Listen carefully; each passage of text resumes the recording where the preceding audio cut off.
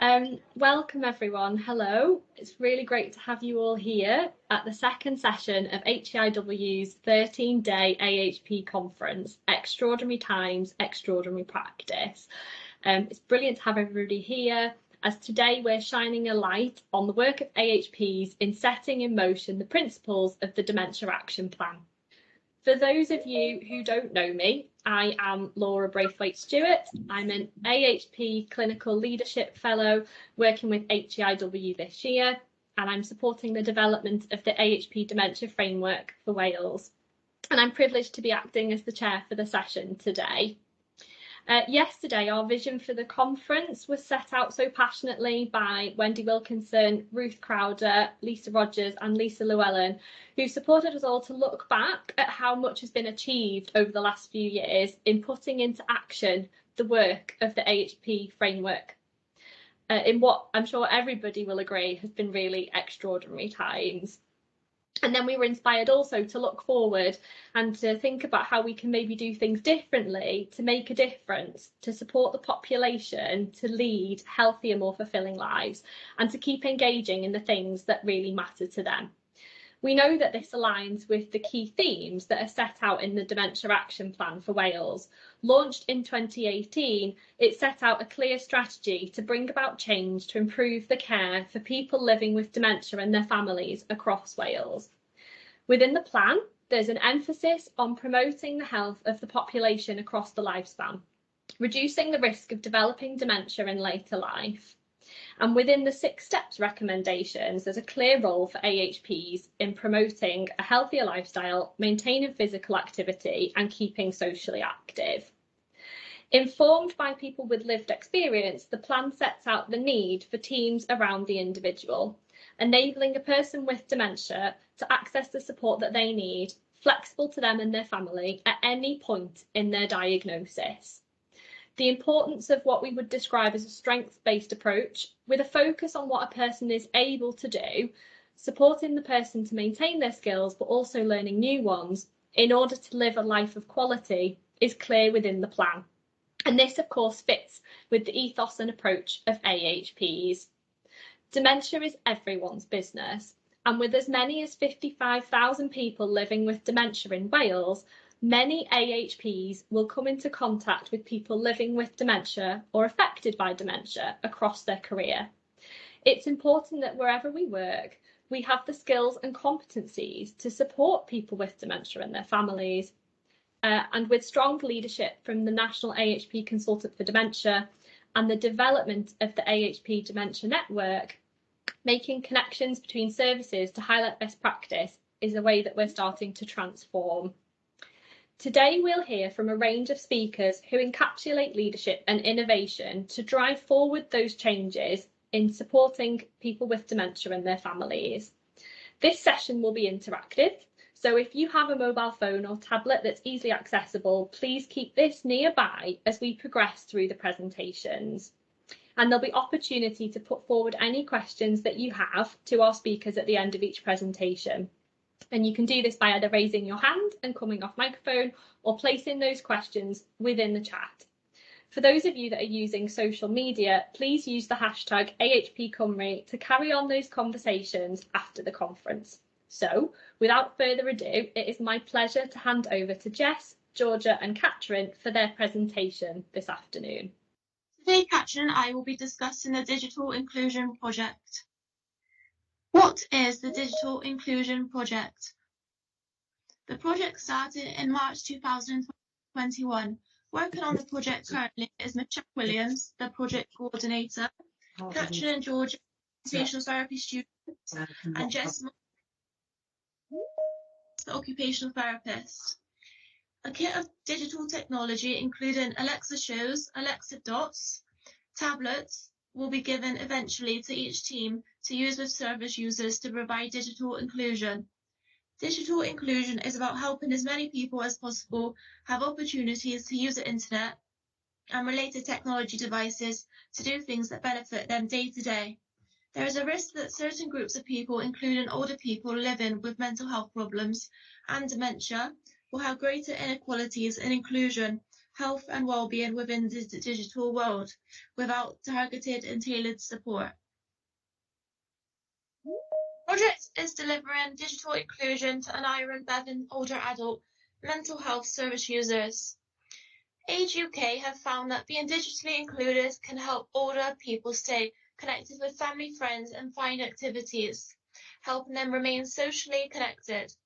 They have found that the best way to achieve this is by tailoring the support to the older person, focusing on their interests, meaning what is meaningful to them, not just focus on the internet and technology skills. The individual learning requirements of the person are making it a fun and positive experience. Therefore, it is important to establish an occupational goal between yourself and the service user. The aims and objectives of the digital inclusion project are to provide Anira Bevan older adult mental health service users access and support to digital resources for demonstrations or short-term use to promote connecting with family, friends and others virtually. Also, to promote independence in a range of areas of daily living, including managing routines, finding out information, shopping online, or planning meaningful activities. Finally, also to access online information and resources that can help mental health and their well-being. A pick list has been created for staff and service users to be able to clearly identify what device would address their need. Firstly, the Echo Dot can make audio calls, set timers or reminders, play music, have control over smart home devices, answer questions, play audiobooks, and play quizzes and games. Secondly, the Echo Show allows you to make audio or face calls, has a drop-in feature, can play music with sing-along lyrics, allows you to watch videos, and has a voice-recognizable calendar. Lastly, the Samsung tablet allows you to send and receive messages, also allows you to make audio and face calls, and has the set timers and reminders function. It also allows you to read books, shop online, and also engage in virtual activities of groups. We have created a selection of easy-to-follow how-to guides, which have been written under a dementia-friendly guideline. More how-to guides can be created as the project progresses to address the needs of the service users. The how-to guides created include how to use the drop-in feature on Alexa Show, how to start a video call, how to set a reminder using Amazon devices, and how to search and play a video on YouTube. A loan agreement form has been created to keep track of the devices and to provide the service user with all the details they need regarding the loan of the device. This is also discussed at the face-to-face assessment with the service user. The loan period of the devices is up to 6 weeks. After this period, the service user can make the decision if they want to purchase their own device privately. During our time working on the Digital Inclusion project, as a team, we explored a few different methods and tools for evaluation. One method was to use the MoHost. As a measure of occupational participation, the MoHost offers practitioners and researchers a valid and reliable measure of volition, habituation, communication and interaction skills, process skills, motor skills, and environmental influences on participation. Throughout the project, the MoHost was utilised to understand if using a device informed by an occupational goal improved a person's occupational participation. The tool is used at the first assessment and again towards the end of the loan to understand if the device had an impact on an individual's occupational participation. Another method of evaluation that we explored was questionnaires. We've created some questionnaires that will allow service users or their supporting person to evaluate their loan smart device and provide constructive feedback so changes can be made to the project if needed. Here are some examples of the questionnaires we've created.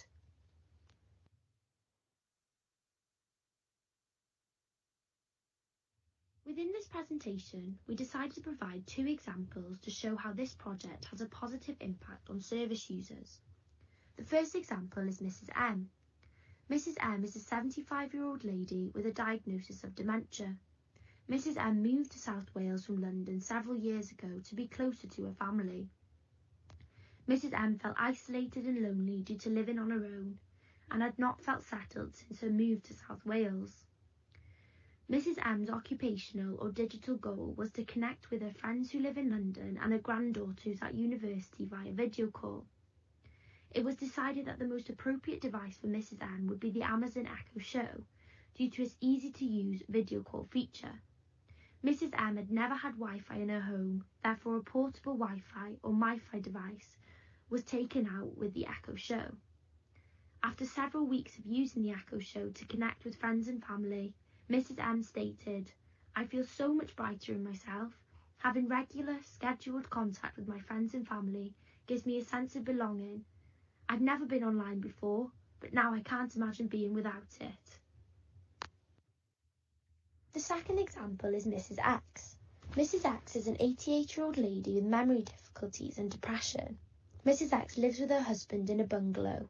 She has macular degeneration and therefore is unable to engage with a meaningful occupation of reading. Mrs. X's occupational or digital goal was to continue engaging in a meaningful occupation of reading through listening to audiobooks. Mrs. X and her niece were eager to try an Amazon Echo Dot for the purpose of listening to audiobooks. Upon demonstration, Mrs. X engaged with Alexa and attempted to ask questions and give commands to the device. Mrs. X used to be a school teacher and was observed to playfully tell off the device when it didn't listen. Mrs. X's niece reported that she had been playing the audiobooks to Mrs. X from the Audible app through the Amazon Echo Dot and reported that Mrs. X lights up when listening to them. The aim of this project and the overall goal is for all teams to have their own digital inclusion kits and to use the devices within these kits with older adults to reduce feelings of isolation, promote independence and improve well-being. It's hoped that service users and their families will see the benefits of using digital technology and how digital devices can support them to carry out daily activities or tasks. Having the opportunity to try out digital technology for up to 6 weeks allows individuals to experience the benefits and hopefully feel that it's worth purchasing a device themselves. Thank you so much for listening to our presentation. We hope you enjoyed. If you've got any questions, we'd be happy to answer those now. Hi, so I'm Jessica Moss. I'm the head occupational therapist for older adult mental health in Aneurin and Bevan, and that presentation was done entirely by 2 evaluation OT students that were with us from October to December. So that's Catherine Williams and Georgia Han. So I'd like questions to be aimed predominantly at the student OTs as they did the work, and I'd like people to ask about the kind of experience as student OTs within the project. But if there are any other questions, I can answer as well. We've progressed the project on a little bit further from there, but I'll let Catherine and Georgia answer any questions first. Wendy, did you want to come in? The question for Georgia and Catherine. Yes, absolutely. Wonderful work, girls. I think you've done a great job and a really engaging presentation. So congratulations for not just doing a conference presentation, but also doing it online. So well done. My question is about, I guess, the societal attitude that older people and tech don't mix. And did you come across people, or did you feel the need to have to try and convince colleagues, families, or others that actually tech is really helpful for older people and older people with cognitive impairment?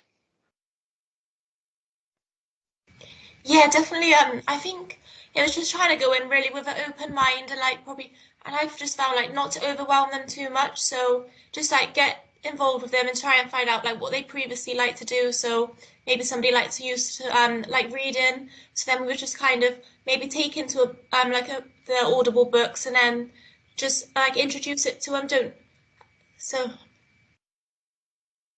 Introduce it to them slowly. Yeah, I think it was a lot of reassurance involved, because I think when you go up to especially the older adult generation and say, oh, we'll give you this technology, they're a bit skeptical and think that they won't be able to do it. So I think it's just the reassurance that it is doable, and it's quite simple when you actually sit down and work through it with them. So yeah. Just to come in there, Wendy, that for the project, which is still ongoing, thinking as an occupational therapist and about environment and how environment, be it physical or social, either allows or can be barriers to participation. As a sort of a head OT, one of the things I've noticed is one of the biggest barriers was the other people in the environment of the person. So that was winning over. I've used the term winning hearts and minds a lot. And that was initially, that's something that Katrin and Georgia, they were fabulous at. That's what we picked up on it. Katrin initially did a presentation within the team, the borough that she was based in. And there were a lot of assumptions. Talking to the team lead OT there were a lot of assumptions that this technology was not going to work for, one, older people, and two, definitely not people with dementia. So there was a lot of breaking down stigma around technology and what people with dementia can do. And actually, some of that was a bigger barrier than the people that Georgia and Katrin and subsequently people have worked with since. Quite often the person was willing to give it a go. And because the technology like smart screens and speakers are, it's a two-way interaction, isn't it? It's verbal, and you quickly realise you're not probably going to break it. You can shout at it and laugh at it and do what you like. We found that people were really quickly comfortable with trying that technology. So it's an ongoing piece of work with others. And also, as you can imagine, setting up the technology is often the biggest piece of work than the using it. So it's skilling staff up as well, the staff within the community teams, to actually say, oh, I'm going to take this out and try it, give it a go. But we were very lucky, and I know other similar projects have used Digital Community Wales. So I do highly recommend, if there's any organisations out there, however small or big, and you want any training, they'll do that for free, and they'll do bespoke training, to suit your organisational needs, and they'll come back and do more, because we had a good cohort of occupational therapists engaged in the training. But I can see us coming back and asking Digital Community Wales to do some more training for nurses and healthcare support workers. So I do really, really advocate how much of a benefit they were. Brilliant, thank you. Zoe, did you want to come in here with a question? Yeah, I had a question. So I'm just wondering, how did you feel the project and working with older adults with the technology actually developed your OT skills?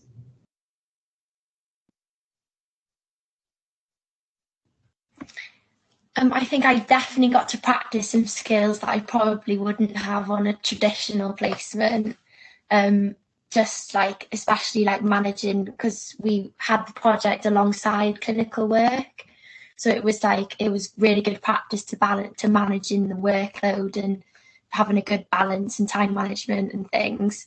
But we've not long done an assignment with university about like the pillars of practice. And I noticed as I was writing that a lot of the skills I gained from the project helped me to develop within those pillars. So yeah, it's definitely a very valuable experience. I'm glad that I had the opportunity to have.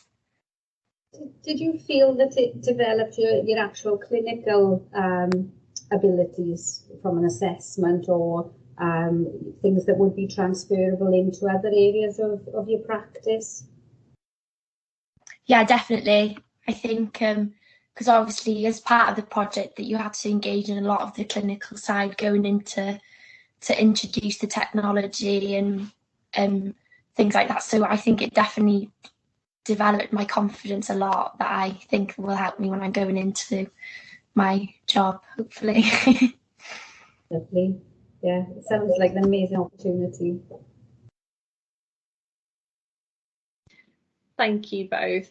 I think hearing about some of those case studies of the real changes that you'd made, so giving people back a sense of belonging, supporting them to learn new skills, and just that phrase of hearing that somebody was able to light up because of what had been put in place for them shows that real impact, doesn't it?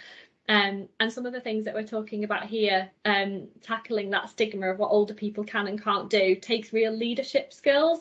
So I think there's a theme here around leadership, and we were told yesterday to revolutionize our practice. Let's think if we can do things differently, and be leaders in that. And that is coming through even during your training, isn't it? Before you're qualified as OT. So it's really exciting to see this piece of work. So thank you so much for coming along to present as part of the conference today. Okay. Fabulous. Well, let's move us on to our next presentation then. And we're going to be focusing on collaboration and co-creation with people with dementia in relation to service delivery. So I'll hand over to Zoe and Jill to introduce themselves and the work that they're presenting to us this afternoon. Thank you. Thank you, Laura. Excuse me not having my camera on. If my camera's on, my computer's crashing. So sorry, you'll have to bear with me. I'm Jill Foster, and I'm the clinical specialist occupational therapist within the memory service in Cwmtaf. And Zoe is the team lead of the occupational therapy service within the memory assessment service in Cwmtaf. So as Laura said, today we're going to talk to you about co-production and some of the things that we've done and we found useful when we were setting up the service over the last couple of years. If we can go on to the next slide, please. Just to start us off, we want to try and get you thinking a bit more. It is a bit awkward with Teams to try and get people talking. So what we'd like to do is use Menti, which Lauren's going to explain a little bit more about in a second. But the aim of this, what we'd really like you to do, is just begin to think about the fact that we all have things that are important to us. We all want to have a voice. And we're all unique people, so there's going to be things that are really important to us that we would want considered. So if I'm going to hand over to Laura in a second just to explain Menti, and then we'll move forward. Thank you, Jill. So Menti is an interactive anonymous questionnaire where you can submit your answers. I've just posted a link and the code in the chat bar, and you can also see on the screen we've got a QR code and the link in the code as well for you to join. So I'll just leave this up for 10 seconds or so, and then we can go on to the first question.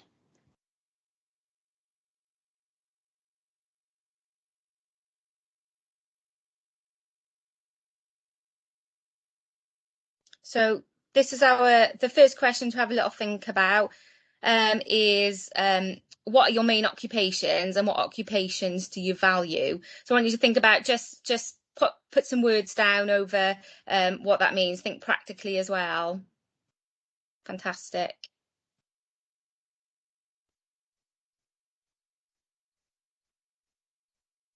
Some good roles coming out in this, isn't there? And I think when for us as occupational therapists, roles and occupations often tie in together. We look at both often, don't we? That's fab. Should we go on to the next one? So thinking about the occupations that you find, it may be stuff that you haven't necessarily popped onto Menti, onto the previous question, but have a little think about if you became a patient, how would these occupations be impacted? Would you be able to do them? Would you not? And how would this make you feel? Again, try and stick to one word is a bit easier then. Yeah.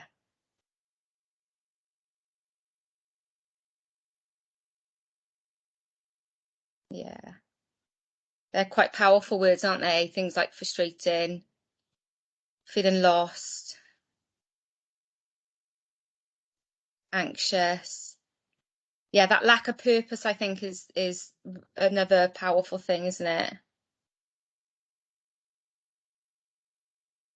less than myself.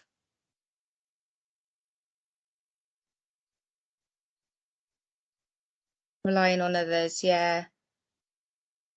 And when you think about some of those roles that people were putting down previously, you can see how the lack of those roles would cause some of those feelings, can't you?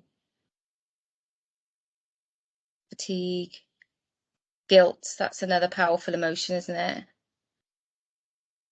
Okay, wonderful. Should we go on to the next one? So thinking about us as people now, what kind of things do you think that we all have in common today? And is there anything that makes us different? So example, because I know when Zoe and I were putting these together, it came out of conversation that we were having, and it might feel a bit strange, but just thinking about the fact that we're all having to use a computer right now, and then what might make us different is the fact that we've all got different abilities around using a computer. So those kind of things. Yeah, need to have a purpose. Human beings need to be loved. Yeah. Dinner, yeah. Want to improve. Let's hope so. Fantastic. Got some great words coming out of this today. Work role, caring. And some of these things aren't necessarily always valued in what we do, are they? So that's really awesome that you've been able to pick those things out. Fantastic. Okay, wonderful. Thank you so much for everyone for participating in that. So what I hope you can see from some of that is, and because you might be thinking, why are we doing that, and what's it got to do with co-production? We want you to see that we all have things in common. We all have things that are different. And those things we would, if we were become patients, are really important to us. So there's no difference within for our patients that we come into contact with every day. So in this presentation, we're going to explore how to how the answers you provided are the reasons why we need to actively participate in co-production. So we can pop onto the next slide.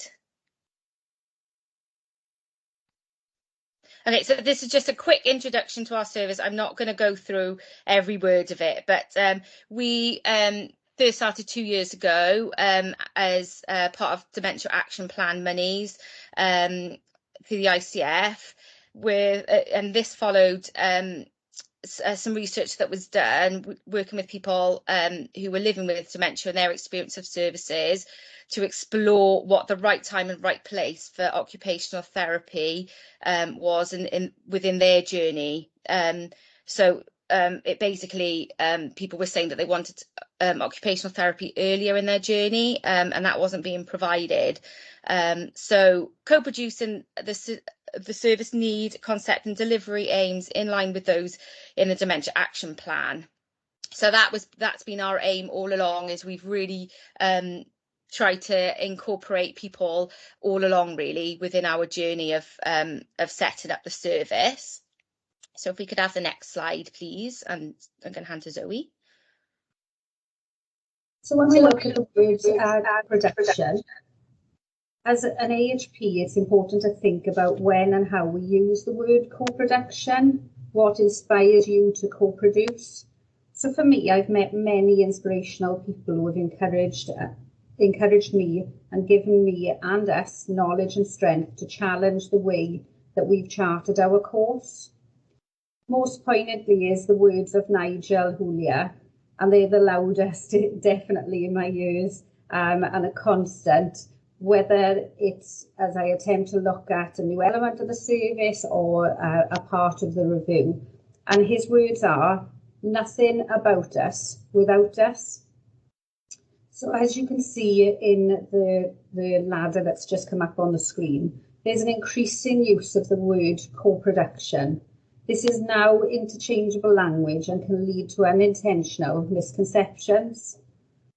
Co-production builds upon and around traditional methods of change and redesign and services, but as you can see in the picture, there's a definite hierarchy of the approaches, such as consultation and engagement and co-design. And quite, familiar to us within services, especially as we've gone through COVID, has been that consultation and engagement, where we think we're co-designing, we're encouraging people to input by asking their ideas, their experiences and their opinions, but actually that's a step away from what true co-production is. So co-production, however, needs to be people's active participation and engagements in the shaping and implementing of their own support and their own services. And it's so important to have this balance of power, which is therefore shared more equally between those who access our services and those who provide them. And as you will see in the presentation as we go forward, everyone's skills and individual resources have come together to create our service, and it's the very essence of the Dementia Action Plan that was co-produced in its start through the dementia strategy work and the work that continues after the Dementia Action Plan, which is now the Dementia Standards, and how these have been created very much using the orange and purple steps of the ladder, co-production, co-design, doing with in an equal and reciprocal partnership, and very much that ethos of in this together in order to have the service that people desire, provide the service that people desire, and the service that is needed at this time. So it's very much advocating in this presentation for people living with dementia to always be at the centre of our discussions about how services are provided, and our take-home message, rather than the end, is at the beginning, and it's encouraging you to step up to this challenge and avoid and push back on the pitfall of being very much tokenistic. Next slide, please.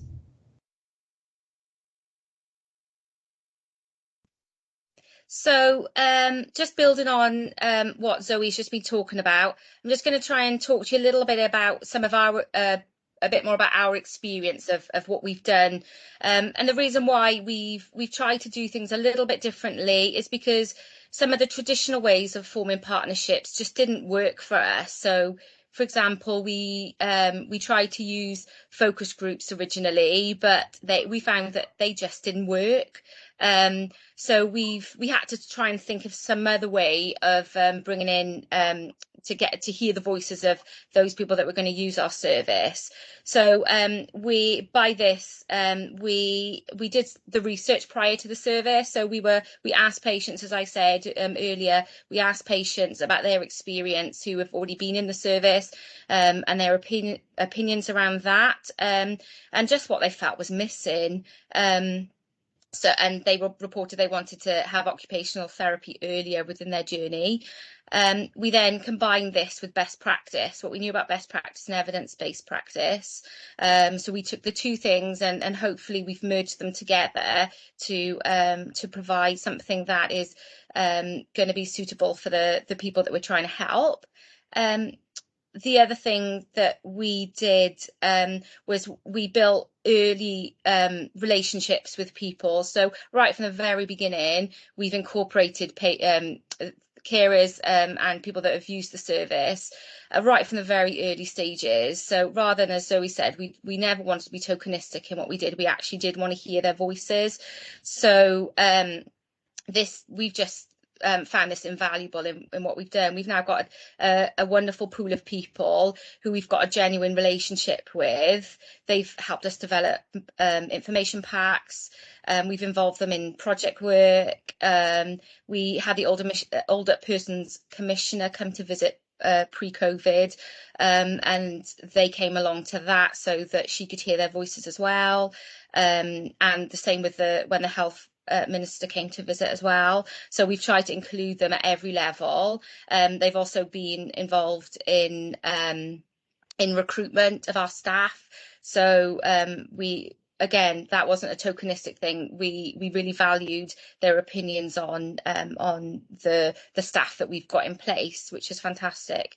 We've tried to have open discussions with people who've been referred for our service. Because it's been new, we've tried to explore with them what we need to do, and we've tried to always build on what they're telling us. So rather than just hearing them, we've actually tried to change what we've been doing over the last 2 years according to what they've been telling us. We've hopefully, within our whole service design, people's voices are coming through, and we'll carry on doing that in the future. So we've been going now for 2 years, and we will carry on going, using the people that we've got, and hopefully adding to those people as well. So if you could pop onto the next slide for me. We've also what we find is within our service income TAF, we're quite a varied service. So each area, we've got 4 OTs working in 4 of our different geographical areas, and they're all very varied. So we've tried to make sure that we adjust our assessments according to the differences. So, for example, I'm working down in the TAF area, which is quite affluent. People generally don't have family around them so much. Whereas where Zoe's working up in Cynnon, there's a much stronger community up there. People generally have more poverty up there. So it's very varied. So we try to adjust what we've done according to our geographical areas as well. We have open and honest conversations with people when we introduce technologies. So we've started, as Jess and the students have been talking about technology. We've been using technology as well from the beginning, and because it was been new, we've been working it out as we've gone, really. So right from the beginning, we've been open and honest when we've been introducing new interventions, and we've been getting regular feedback from people, which we've then been able to change our practice accordingly, which again has been really valuable. So we try to have empowering conversations. We ask people if they would recommend the service to other people. Is there anything that other people that they may have tried that we can learn from them, which again has been really valuable, because especially with technology, things are changing all the time. And we've always used patient feedback. So again, we haven't done that in a tokenistic way. We have changed some of the language in what we've provided to people following patient feedback. So they, for example, some of the feedback was that there was too much jargon involved in it, which we hadn't anticipated. We thought we were quite good at not putting the jargon in, but actually when they looked at it, they still felt like there was a lot of jargon in there. So they've helped us to reword some of what we've been doing, which has been really helpful. And finally, we've chosen an outcome measure that enables us to look at a wide range of occupations. We thought this was really important right in the very beginning, to ensure that we don't make assumptions about what patients want, and where the importance is placed on activities. So if you can just pop onto the next slide, I'll show you a little bit more about that. So we used an outcome measure called OzTOMS, which you can see from on the slide that on the bottom it's got all the domains that it covers, and these are some of the outcomes that we have created, or people have given us when we've been working with them. So what are we going to do, and how? In working together, we are able to explore the domains that have impacted on day-to-day performance, and more importantly, the resources and strategies to deliver the desired service. So how will we know if this works or lasts? We've been evaluating at 3, 6 and 12 months, which is we're really fortunate that we've been able to incorporate that into our service, because I know other services that is a challenge, because it does take a lot of resources, and it's a challenge for us within our resources as well. But we found that it's been really important. So we look at the longevity and effectiveness of the interventions, methods, materials and delivery. so basically what we're asking people is if what we've done, any of the strategies and things that we've introduced to them in the within the intervention stage, if they're still using them in 3, 6 and 12 months, and if they're still valuable to them. So we also use an evaluation form to explore if the strategies and interventions are still helpful, and it's enabled us to change our service provision. So we've again, they give us feedback if something hasn't worked. It might work in the very beginning, but it's not necessarily something that is helping people through their journey of dementia. We're trying to change what we do accordingly, really, which takes time to do. Finally, we have weekly mass OT meetings where we all get together. This has been a bit more of a challenge in COVID because we haven't seen as much of each other. So we are trying to make sure that we do that every week so that we can share good practice with each other, and then we can discuss some of the challenges that we've been facing. So if you can go on to the next slide. Yeah, so this slide is looking at, again, looking at the OSTOMs. The outcome measure we use enables us to not only look at someone's impairment, using the words within OSTOMs, because I know that's not a great word, but impairment, but it's also looking at the well-being of the person and their carers. And as you can see from these graphs, so the first one is what was completed following the initial interventions, and then the second one is their 6-month review. You can see that their impairment may have changed, so they may have progressed within their dementia journey, but actually their sense of well-being, I don't know, it is quite small, the writing in there, so I'll just let you know. The grey one is participation and restriction of activity, so are they able to do things that are important to them. The orange one is activity limitations. I can't see them either. The yellow one is carer distress and well-being, and then the blue one is the carer's distress and well-being. So you can see that not only has some of those things improved, or at the very least they've been maintained 6 months later, so which was really good. So we're happy with that. So I'm just going to scoot through these just to keep us on time. So the snapshot of how this looks in practice. So as you can see on the screen, this is just a snapshot and whistle stop of how this looks in our practice at the moment. So this gentleman's identified occupational goals are on the left-hand side, and some of the changes in delivery due to COVID are on the right, and includes the clinical pathway and progress for this person. So our process really of triaging the referral, meeting the gentleman's needs from a service delivery point of view, and then the evaluation. So next slide, please. So what does this look like in practice? So we've got a mixture of old and new therapeutic tools and resources. They're designed to be very much patient-specific with core delivery themes, and all established in co-production with our patient group over the last 2 years. So things that we've learned from one patient, we adapt and share with another. And we've also, developed then a bank of items that have now become almost core themes on our evaluation.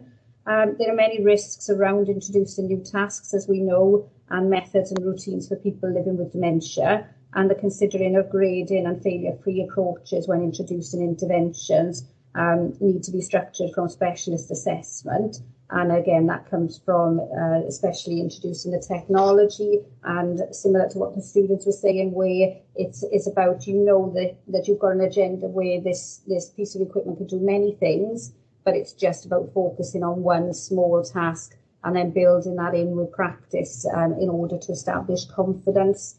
And yes, that's vitally important. Next slide, please. So Jill, I know you were going to look at the feedback and evaluations that are on the screen, but I think we might be short of time with regards to that. But this is just an example of some of the feedbacks that we've had and the evaluation form that we use. So as you can see, people are rating themselves in what they felt they could do before around the specific task that we're working on, and then what they rate they're able to. And we're also capturing when they feel this service would have been the best time for them from their perspective. Next slide, please. And then this is just some of the reporting that we've had. So this is a sample, random sample of 40 service users, and it just gives you an idea of what people are reporting back in terms of what's improved their independence and their benefits that they feel that they've had as a result of the service. So very much around recommendations, things that they've been able to put in place to undertake activities of daily living and routines within the home. And next slide, please. So over to you, Jill. So this is just really briefly an example. So we've also tried to form partnerships with other third sector organisations and other people that are doing other things like the home-based memory rehab in Scotland. So yeah, these are just some examples of. So we've used the patients' opinions a lot, and these are some of the other examples of what we've been doing to form partnerships as well. Could you go on the next slide, please? Lovely. And just to lead on from what Jill was saying, that the co-production doesn't have to just be people living with dementia. Co-production is about how you structure everything that you do. So as you can see in the bottom picture, for some people, they look at it and think there's an actual problem that's there and people not communicating. But rather than look at the negatives, look at the picture and explore what are they thinking about, what are they looking, what's their needs, what solutions are they looking for, and having the conversations and keeping connected. It's that active engagement that keeps the discussion flourishing. And as you can see in the tree, I am abstract in the way that I think, but I think the tree really captures how learning and consolidation are important to grow year on year. However, it's vital to be open to continuing to be flexible as services with the evidence and the population needs changing. So sometimes it will be tough and other times we will flourish, but it's important to know that it does come and go like seasons, but we will always grow, but we always need to change as well. Thank you. Diolch. Thank you so much, Zoe and Jill, for that brilliant presentation. I'd just like to invite anyone to ask questions to put towards Zoe and Jill around their work. Wendy? Me again. Sorry. Wonderful presentation, ladies. Thank you so much. It's music to my ears hearing about co-production in practice because my background most recently has been in cancer, and I think there are so many parallels between the population needs and the quality of life elements between people undergoing a condition that may or may not get any better. And there's always that, you know, in cancer, while there are some people who do get better, there's always that sort of dark cloud that hangs. But I guess my question is, there's a lot of feedback that we receive around the challenges of time, lack of staffing, you know, increasing demand in terms of numbers coming through the doors, all of those sorts of very practical, pragmatic barriers to doing new things, changing the service, having to evolve. Is there any advice that you could offer from your experiences around how you've managed to create such a wonderful service that is evolving, that is listening and is changing, so that others can perhaps think actually it's not unachievable? Yeah, I mean, I would say that in some ways we've been fortunate because we did it right for the very beginning. So we have had a bit of an easier time from that perspective. However, for those that maybe of a well-established team, you've got the patients there. They're there. The people that have got their experience are all there, ready and waiting for you, and they want to have a voice.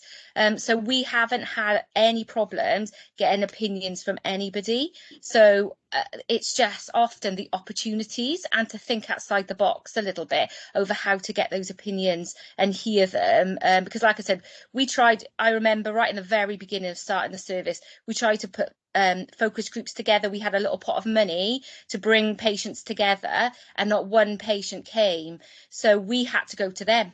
You can't assume that the ways that have been, I don't know, you might read a wonderful research article that uses certain techniques, but that's not everything. You've got the patients, you've got the carers, they want to be heard, you just got to listen to them. So yeah, I would say you just have to go for it. Yeah, I completely agree, Jill. And just to answer the question about how, my key thing was, how do you argue with the patient's voice? So when our waiting list was starting to climb, because we were very much oversubscribed with what resources we have one occupational therapist for each area, and setting up that new service and the COVID pressures, it's very much we utilise the patient's voice and our outcomes to say, well, if we spend X amount of time with this person and we work in this particular way, that person has maintained that skill for 12 months. So how can you argue that we have to see that person or not deliver in the way that we do when the outcomes are speaking for themselves, but also gathering numbers, but your qualitative and your quantitative evidence on the back of that to be able to present back and share, not just within Cwmtaf, because our key thing has always been sharing within Wales, but also sharing within the UK. So we try and make sure that we're in the conversations, not just because we're a new service, but we also still have lots to learn from other populations and the differences. And it's okay to be different as well. So what works within Cynnar might not always work in Taff, and it allows us to push those barriers, like I said at the beginning, not being tokenistic, as in having voices of people living in the Cynnar Valley that are different to people living in the Taff area and the needs of the people in the Taff area. And it gives us strength to argue the case of not rushing through that person's service delivery because we've got another person on a list. Yes, we have, but this person and their therapy counts for so much for them to maintain skills when their dementia is progressing. Lovely. Thank you, ladies. Gethin, did you have a question? Did you want to come in? Yeah, thank you. Yeah, great presentation. It was just interested about the co-production side of things again, as Wendy mentioned. How much, forgive me if I missed this at the start, but how much training or support did the team need to get themselves started to be sort of fully embraced in that co-productive approach, if was needed at all, really? We just got on with it, Gethin, to be honest. Right, okay. I mean, we had, in the very beginning, we had 4 Band 7 OTs who were all very experienced within the area and had quite a varied experience as well. And we had 2 Band 4s. So I think we all came into it with a real passion for doing this. We wanted to deliver the best service we possibly can for our patients. So I think we naturally kind of just wanted to have a go and put a bit of passion into it. So yeah, we didn't have training. We just got on with it, really. Yeah, just to answer Wendy's question has just come in the chat alongside that. Obviously, we had a research project that had run for 2 years prior to our bid going in. So within Cwmtaf, we've been working on this for about 3-4 years before the Dementia Action Plan came to fruition and resources with it. But we've always had that drive to have a voice, because we know there's no point delivering a service you think is a good service unless it's what people actually need and want at that specific time. You could be 10 years too early or 10 years too late, and things don't move quick enough. But yeah, Wendy, with regards to what would have been helpful in training, I think it's what would have been helpful in terms of other resources, things like people who are good at stats, people who are good at particular databases, within occupational therapy, and I think it's the same across other therapies. We're never good when we put a bid in at recognising admin time and actually having someone who does the in-out, so the referrals, the discharge processes, all things that we found out 2 years along the line actually have taken our clinical time. So what we've done is, as staff have moved on to progress in their careers, we've actually reconfigured some of our staffing to lose part of a band 3 to have administration time, which says clinical time. So I think a little bit more around the actual ins and outs processes, someone who was geared along that way, because we're therapists at the end of the day,